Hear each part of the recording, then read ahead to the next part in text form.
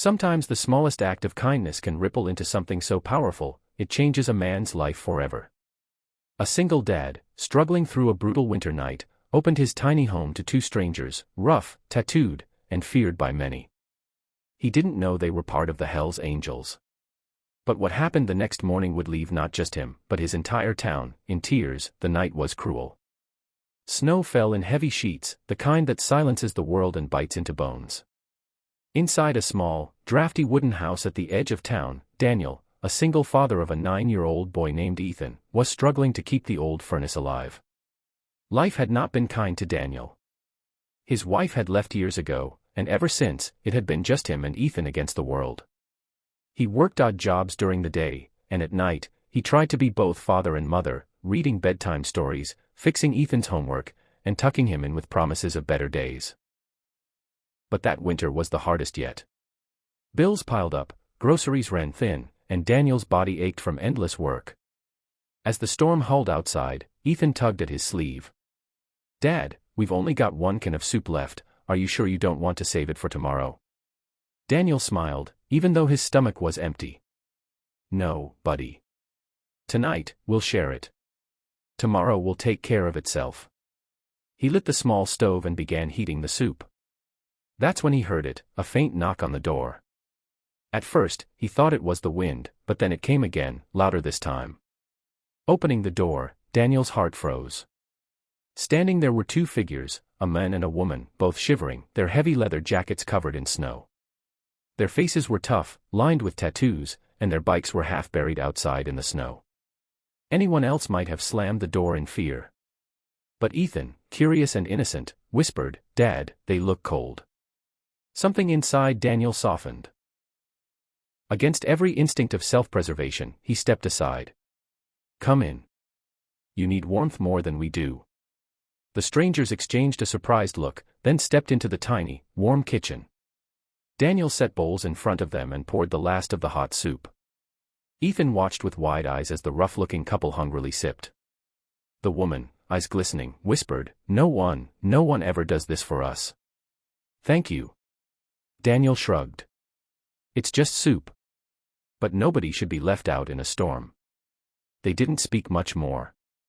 After a while, the couple left into the night, leaving behind nothing but snowy boot prints on the floor. Daniel thought he'd never see them again. But Ethan looked up at him with wonder. "Dad, you gave away our last soup. What will we eat tomorrow?" Daniel hugged him close. "Sometimes, son, giving is the only way we receive. Don't worry. We'll be okay." The next day, Daniel rose early. The storm had passed, but the world outside was buried in white silence.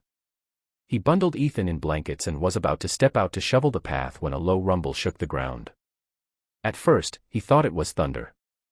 Then, he heard it, the roar of motorcycles, growing louder and louder. Within minutes, his small street was filled, stretching as far as the eye could see. One bike, two bikes, 10, 20, 30, until the count reached 108. Neighbors peeked from their windows in fear. Who were these people? What were they doing here? Daniel stood frozen at his porch, Ethan clutching his arm. Then, from the crowd of roaring bikes, the same couple from last night stepped forward.